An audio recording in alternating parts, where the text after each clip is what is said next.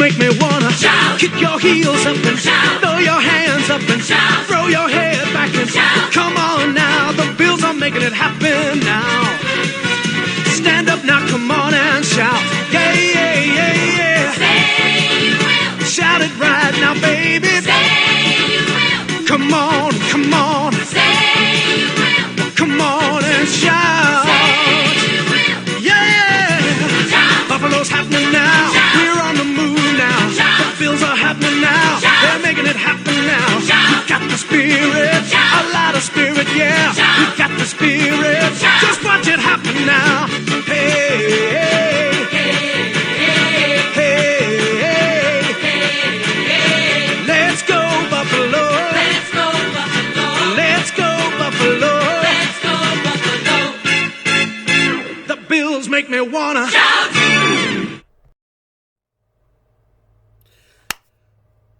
Good afternoon, ladies and gentlemen, and welcome to episode 2 of the history of the Buffalo Bills. And as you can see, we have a guest this week. Joining us for the first time is my beagle, Cookie. Hopefully he lets us get through the episode without being too much of a beagle. Don't be a beagle. So, the way the NFL schedule works, the Bills have played 2 games since episode 1 was uploaded. They defeat the New York Jets 30-10. Then, 2 nights ago on Thursday, they defeat the Miami Dolphins 31-21, and the Bills are 3-0. 3-0. A fantastic start, and we're actually going to have 2 episodes filmed, at least that's the plan. 2 episodes will be filmed before they play their next game next Sunday against the New Orleans Saints. So let's dive into the history of the Buffalo Bills, and this week we're going to talk a little bit about another story of mine. That's how I want to break in with a story and tell you about the first live game I attended in 1994. And of course, when we get to 1994, we'll go into this game a little more in depth. But the reason I want to tell you about the first game I attended is because a couple of friends of mine this week took their kid, who's a huge Bills fan, and he's about 8 years old, to his first game against the Dolphins. And it got me thinking about my first game, November 29th, 1994, against the Green Bay Packers. Brett Favre versus Jim Kelly. Now, here's the thing. At that time, the Buffalo Bills were coming off their 4 straight Super Bowl wins, but 1994 was definitely showing to be a down year, and ultimately the Bills would miss the playoffs.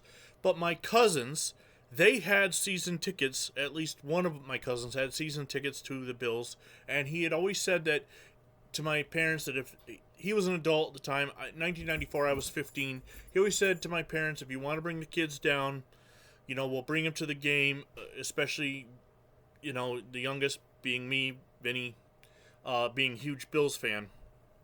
And they knew about that. And my cousins were a lot older. They were born in the 60s, whereas my brother and I were born in the 70s. So, you know, there wasn't a lot of time growing up where we had spent together. They would come up 1 week a year in the summer in the 80s, but, you know, that had gone away as they were adults now and were starting to live their lives. Well, we went down, my mother, my older brother, and his friend. Now, my older brother's a Cowboys fan, and his friend's a Washington Redskins fan. So they're not Bills or Packers fans, but they had never been either to a live NFL game. And in 1994, they were 21 years old, or would turn 21. They were about to turn 21. I'm 15. It was an amazing game. Like I said, Jim Kelly versus Brett Favre. Things I remember, sitting in the end zone, and of course that was one of the that was the game where I saw the advertisements for this book, which I'll be reading to during the Bills history segments, and because I begged my mom to go get it for me after the game. She didn't go to the game with us, but just some things I remember driving down the Saturday before on the 390 south of Rochester, because my cousins didn't live in Buffalo. They lived in a town called Perry Center, about an hour away from Buffalo or so, blowing a tire. And my mom, being a novice driver herself, she had just gotten her license that year, being able to hold steady, and me sitting in the back seat with the giant of my brother's friend, well over 6 foot tall, just scared out of her minds. She held the car solid and got it off to the side, and my brother changed the tire. And I can remember, this is 1994, so it's before cell phones, obviously, just seeing people drive by and looking at us. And I remember one person being on what appeared to be a phone. Now, they did have car phones, so possibly, I thought, oh, maybe we're going to get some help coming our way or something, but we never did. We got the tire fixed, got back on the road, and were able to get to the game in time.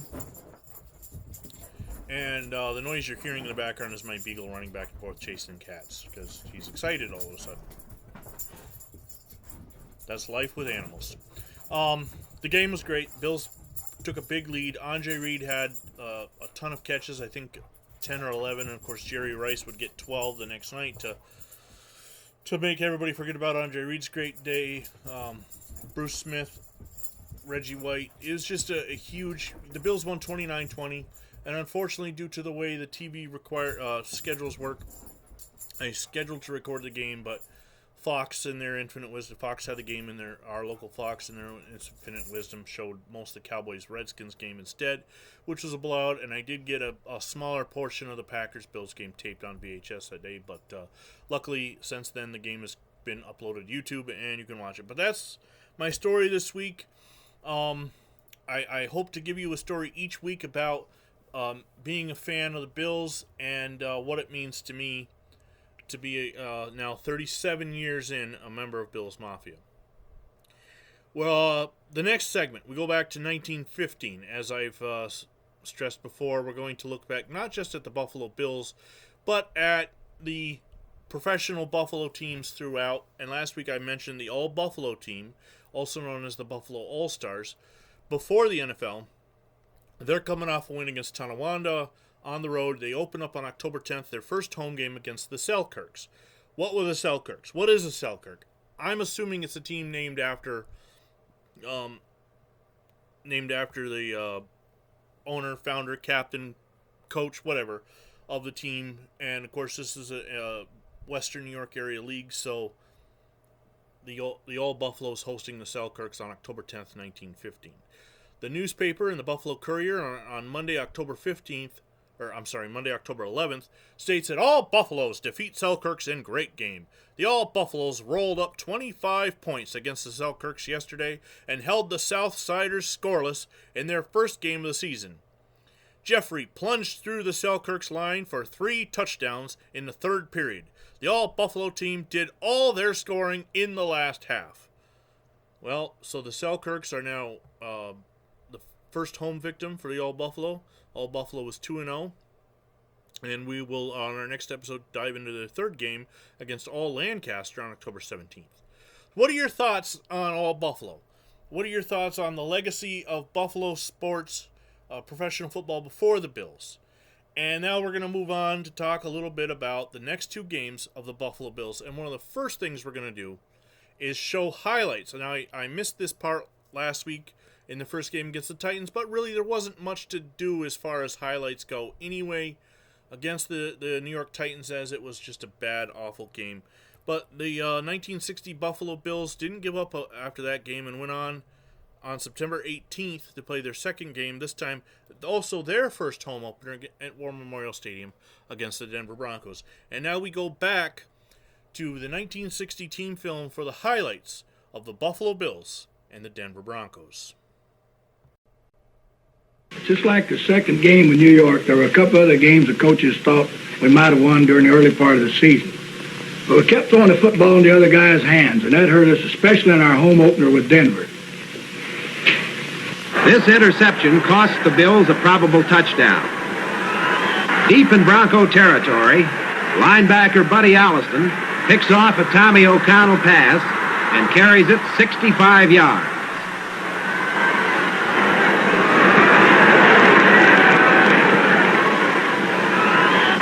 Alliston's interception may have cost the Bills a touchdown. Johnny Pyatt's theft was much more costly. It was the winning touchdown in Denver's 27-21 victory.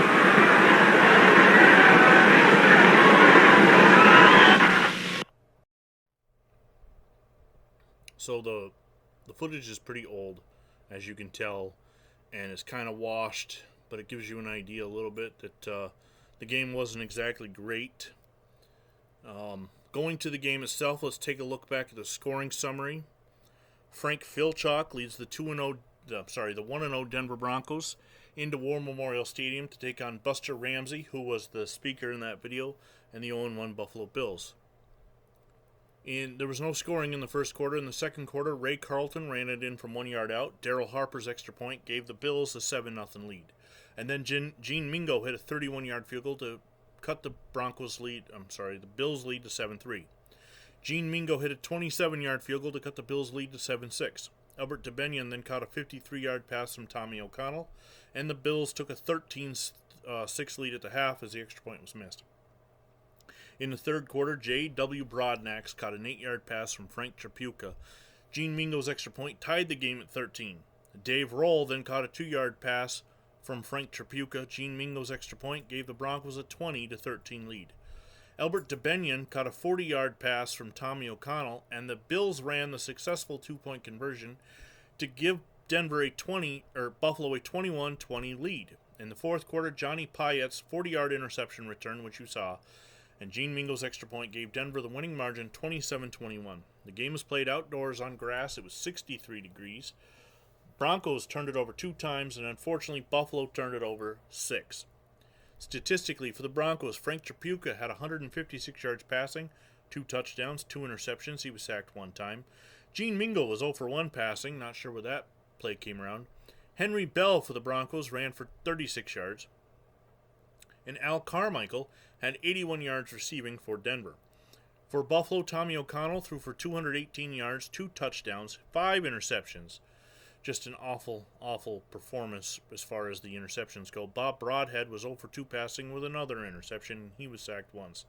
Ray Carlton ran for 30 yards and a touchdown, and Albert DeBenion had 112 yards receiving and 2 touchdowns.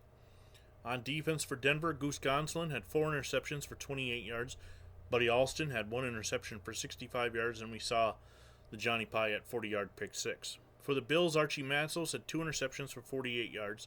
Returning kicks and punts for Denver, Al Carmichael had 126 yards and 4 kick returns, and Bob McNamara had 14 yards on 1 punt return. For Denver, Fred Ford had 47 yards. That's not the leader. Carl Smith had 55 yards on 1 kick return.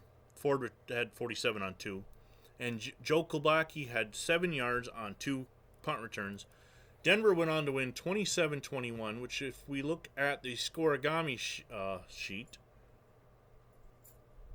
we will see that that is not a scoregami, as the Bears and Lions did it first in 1943, and the Chargers and Chiefs most recently to open the season this year on Monday night. Now, uniform matchup. We will, let me go ahead and insert that here. Hold on. As you can see, both the Denver Broncos and the Buffalo Bills are a far cry from what they wear today. In this game on September 18th, 1 p.m. start, the Broncos, there's the vertical striped socks that you may have heard about, white and brown. They do have numbers on the side of their helmets just like Denver. And War Memorial Stadium, Civic Stadium, whichever one is right. Denver goes on to win 27-21. Now let's go ahead and see what the book has to say about this game as far as notes and quotes from this 1960 first ever home game in Buffalo Bills history on September 18th, 1960. Game 2, Johnny Payette, a full-blooded Indian, picked off Tommy O'Connell pass and returned it for the winning touchdown, as the Bills lost their regular season home opener at War Memorial Stadium. Now again, War Memorial is popping up a lot more as far as the books and the Pro Football Reference, whereas Civic Stadium is what's being used on Uniform Database. So we're going to go with War Memorial. However, the preseason games, I think, were played in Civic. Maybe it's the same stadium, just had a name change. I don't know. Goose Gonsolin had 4 of Denver's 6 interceptions, including 1 in the final seconds. He was beaten by Monty Crockett for what would have been the winning touchdown, but O'Connell underthrew the ball. Bills linebacker Archie Matsos was in on 14 tackles and made 2 interceptions. He's definitely, through 2 games, becoming a star defender for the Buffalo defense. Albert DeBenion produced the first 100-yard receiving game in team history. That's huge. Ray Carlton gave the Bills the early lead after interference penalty in the end zone on Tom Reichlich. Gene Mingo kicked 2 field goals, then O'Connell hit DeBenion for the 53-yard touchdown pass. Denver took the second half kickoff and drove 73 yards to Frank Chapuka's 9-yard touchdown pass to J.W. Broadnax. The score was set up by a 53-yard Chapuka to Al Carmichael pass. Not Al Michaels, Al Carmichael. Buddy Allison then intercepted O'Connell and returned it 65 yards to the Bills' 20. 5 plays later, Chapuka hit Dave Roll for the touchdown and a 20-13 Denver lead. The Bills went ahead when DeBenion caught a 56-yard touchdown from Bob Broadhead, caught a 56-yard touchdown pass, and Bob Broadhead rolled out and scored a 2-point conversion to make it a 21-20 game, but Pyatt ruined the Bills' home debut. Quotes, Tommy O'Connell, the quarterback, on his performance. As I see it, I was the GOAT of the game, and back in 1960, GOAT does not mean greatest of all time. It means you are the reason for the loss. You are literally, you played like a GOAT. I had the pass intercepted late in the game while we were leading, and it led to the winning touchdown for the Broncos. On the first touchdown to DeBenion, he said, when I faded back, I took a look at Tom Reichlich and saw he was covered. Then DeBenion came free deep and behind him. I threw it high and out in front of him, and he did the rest. Our team is improving, and I'm sure that before it's all over, we will be a team that will make everyone proud. Linebacker Archie Matzo said, I just hope the fans stay with us. We really wanted this one, and I think we should have had it. I suppose it takes patience to stick with a losing team, but a football team is just like a baby growing into a man. It takes time. Head coach Buster Ramsey said, our guys played their hearts out and should have won. But when you throw the ball in their hands, you lose. You lose, and you can't defense against passes being intercepted. It's tough to lose any time, but it's rough to do it when the plays you select and the defense you set up are what should do the job against the other team. Archie Matzos was great. They never really marched on us. Denver cornerback Johnny Pyatt said, I thought to myself, if anyone gets in my way, I'm going to run right over him. Honest, that's just what I thought, because we needed the points. And Denver cornerback Goose Goslin said, I think this club's strong point is that we all pull together. We know we aren't a great team. We aren't good enough to sweep through anybody, so we work together. Other scores in the AFL in Week 2. Houston defeats the LA Chargers 38-28. The Dallas Texans over the Oakland Raiders 34-16. And the Boston Patriots beat the New York Titans 28-24. So the Bills fall to 0-2. 0-2 in a 14-game season. Not a good start for Buffalo in 1960, but there's still a lot of time ahead. And let's see if we can't find something on the newspaper from this game. Okay, from the Buffalo News on Monday, September 19th, 1960. Let's see. Stadium revisited. Gremlins of the 1946 still with the Bills. That's 14 years ago. The Gridiron Ghosts and the Gremlins who haunt the nation's stadiums first became acquainted, this is by Dick Stedler, with the Buffalo Football Club.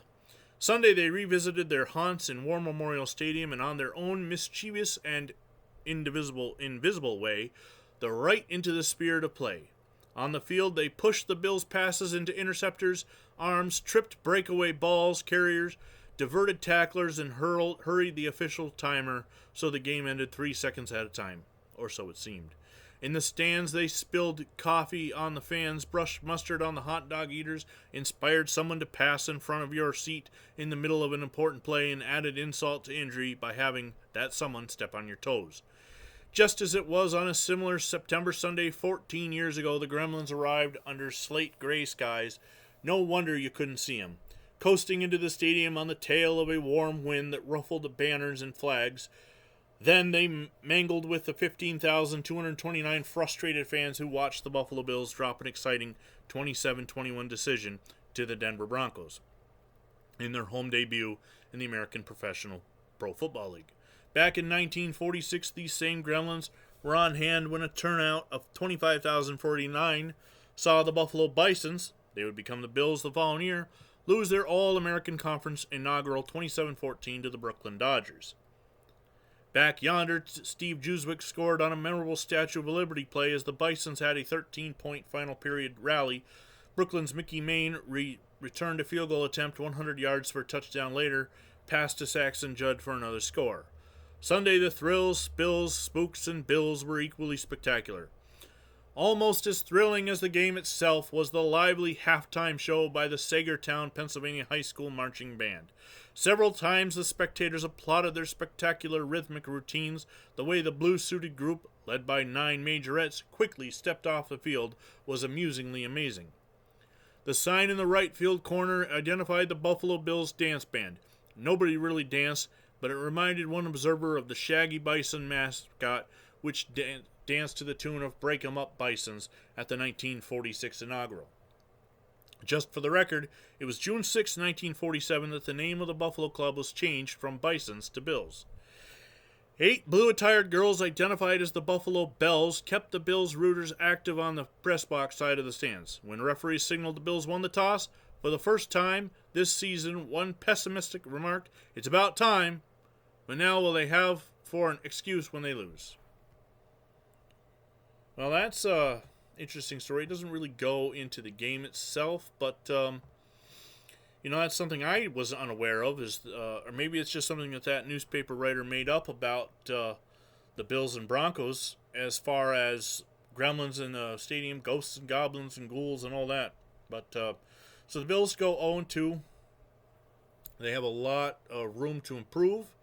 And now let's move on and talk about Week 3 for the Buffalo Bills. Fast action, skill, and precision teamwork bring spectacular thrills to the fans. Professional football at its exciting best. The Boston Patriots mean many things to the city and its far-flung suburbs. Entertainment with an accent on great sportsmanship that brings with it excitement and the economic benefits of increased business, as well as added prestige for all New England.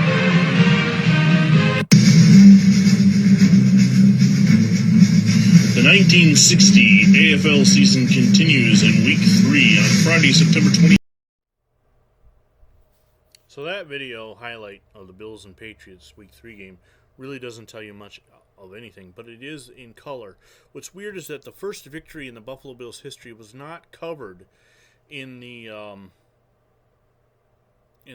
team highlight film the way the first 2 losses were. So we move on individually to take a look at it on our own, as Buster Ramsey leads the 0-2 Buffalo Bills into Nickerson Field to take on Lou Saban's 1-1 Boston Patriots. In the first quarter, Carl Smith catches a 58-yard pass from Tommy O'Connell. The extra point is missed and the Bills lead 6-0. Then in the second quarter, Ray Carlton runs it in from 2 yards out. Billy Atkins hits the extra point. The Bills take a 13-0 lead at the half, and that will be your final score. The game was played outdoors on grass. It was 60 degrees. The Patriots were favored by 10, and they did not cover. Buffalo turned it over once. Boston turned it over 7 times. That's huge, as that's one of the reasons why Buffalo was able to get their first, not only the first win, but the first shutout. Tommy O'Connell threw for 131 yards, 1 touchdown, 1 interception. He was sacked only 1 time. Richie Lucas was 0 for 1 passing. Ray Carlton ran for 41 yards and a touchdown. Carl Smith had 58 yards receiving and a touchdown. For the Boston Patriots, Tom Green threw for 60 yards and 2 interceptions. He was sacked 3 times. Butch Songen threw for 37 yards and an interception. And Dick Christie, on 2 pass attempts, threw for 39 yards and an interception. Both his passes were caught, just one by a Patriot and one by a Bill. Dick Christie also ran for 93 yards, and Walter Beach had 50 yards receiving. On defense for Buffalo, Billy Atkins had an interception. Bernard Buzniski had an interception for 5 yards. Jack Johnson had an interception. Billy Kennard had an interception for 3 yards. For the Patriots, Ross O'Hanley had the interception for 1 yard. Returning kicks and punts for the Bills, Joe Kolbacki had 24 yards on 1 kick return and 1 yard on 1 punt return. For the Patriots, Dick Christie had 35 yards on 1 kick return, and Walter Beach had 21 yards on 1 punt return. Now the Bills go on to win 13-0, and going into the scoregami, it is not, as in 1920 the Akron Pros and Cincinnati Celts had that score, and most recently the San Francisco 49ers and New Orleans Saints in 2022. So the Bills are now 1-2, and let's go ahead and take a look at the uniforms that were worn on that September day. Now, as you saw from the color video highlight, that the Patriots had this wild Patriot hat logo in 1960. Meanwhile, The New York Titans and the Denver Broncos had plain helmets. Denver having numbers, Buffalo having numbers. This is the first game in Buffalo Bills history where our opposing team had a logo on their helmet. They also had their numbers. The game was played at Boston's Field in Boston, Massachusetts. Boston's University Field, also known as Nickerson Field. And, of course, the Bills win 13-0. So let's go ahead and see what the book has to say. Again, Relentless, the history of the 35th anniversary season of the Buffalo Bills. There is a picture on this one. Let's take a look and see if we can show it to you. It's one of the Bills players. There's no caption, so let's see if in the notes it says who it is. I don't know. The Bills forced 7 turnovers with 3 fumble recoveries and 4 interceptions to post their first regular season AFL victory. 2 of the interceptions by Billy Atkins and Bill Kennard were in the end zone, stopping Patriot drives. Tommy O'Connell's touchdown pass to Carl Smith was a screen on the third play of the game. Bob Broadhead started at quarterback and ran twice for 11 yards, then Bob Broadhead started at quarterback, and then O'Connell entered and flipped the screen to Smith. He got a block from Monty Crockett and went all the way. The Patriots got to the Bills 17 late in the first, but after a 39-yard halfback option pass from Dick Christie to Walter Beach, but Christie fumbled on the next play and Jim Wagstaff recovered. Christie fumbled a punt late in the first, and Wagstaff again recovered the Patriots 37, and O'Connell hit Dan Chamberlain for 12, and Fred Ford carried twice to the 10 yards, and another first down. 2 Boston offsides penalties moved the ball inside the 5-yard line. Ray Carlton scored from the 2 in the second quarter. The Bills topped 100 yards rushing as a team for the first time ever. Mac Yoho and Laverne Torson were the defensive stars. Quotes.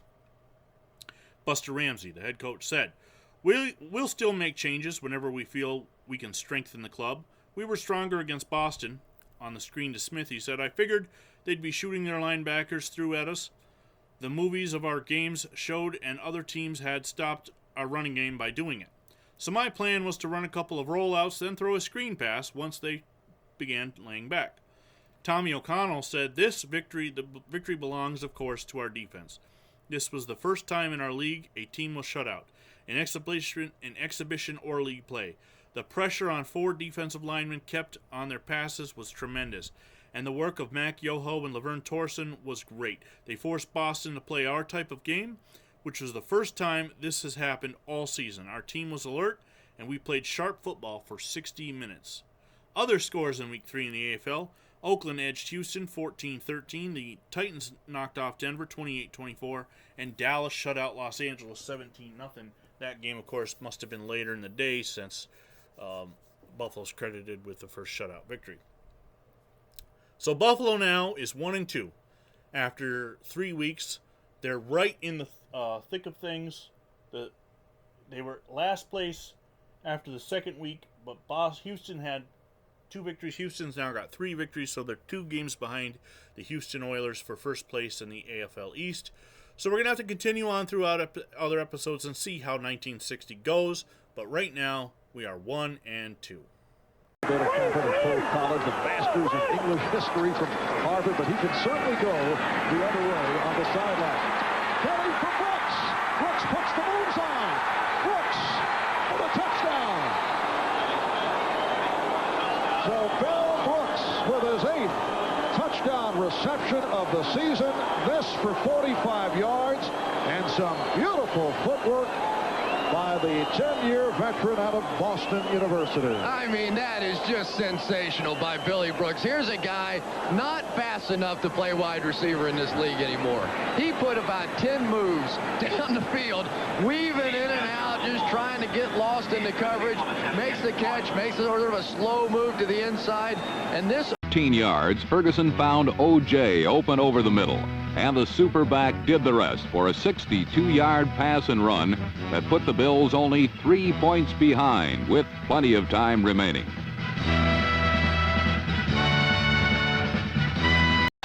seconds left. They have to get into the end zone, and Kelly now turns and says, I can't hear.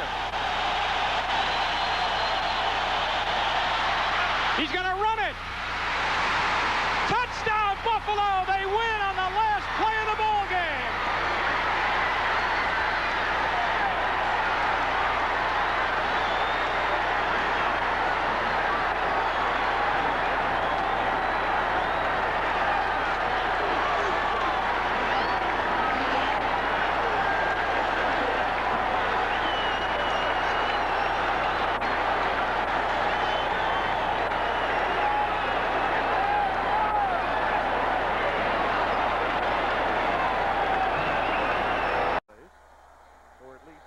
3rd and 3 or more. 3rd and 10 at the 15-yard line.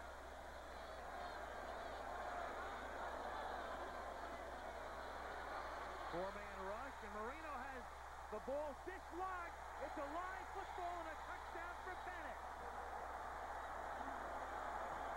Bennett forced it, recovered it, and scored. Walt Corey said, I'm going to look for our big plays from this man tonight, Cornelius Bennett. He's all we got that makes the big plays. With Bruce Smith gone, he's having a great year.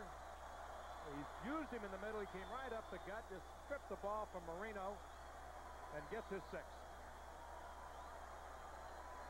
97. Now they got him out on the outside. And he just spins around Dennis. And the ball. Look what I found.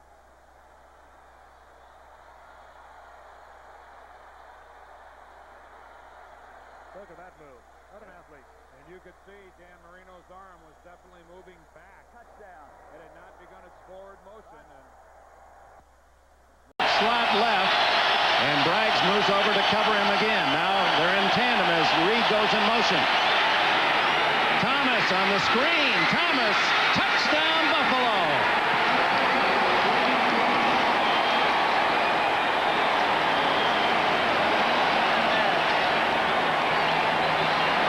"17-yard play. I don't think he was touched."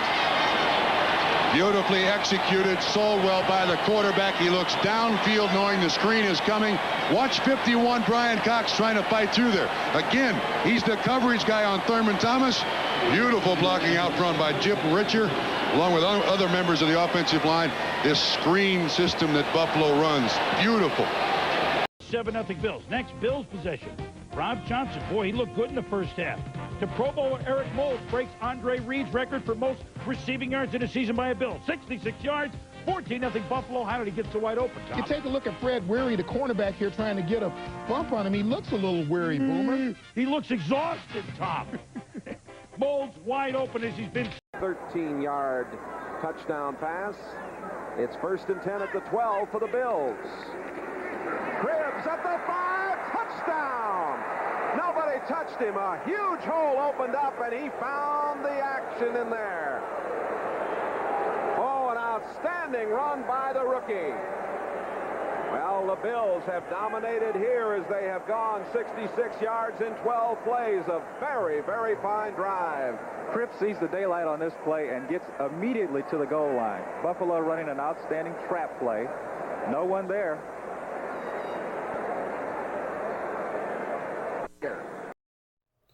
Ooh, yeah, Mafia Macho Man here. Dig it? The Bills are 3-0, and the experts said the Jets game was going to be a trap game. No way, not on your life. Josh Allen wasn't about to get trapped by the New York Jets and Justin Fields. The Bills played huge. Another victory moves them to 2-0, and then we get our old rivals, the Miami Dolphins. Yeah, the Miami Dolphins, who Josh Allen owns. They beat the Dolphins 31-21. What a great play by Christian Bernard. The Bills are 3-0. Dig it? Yeah!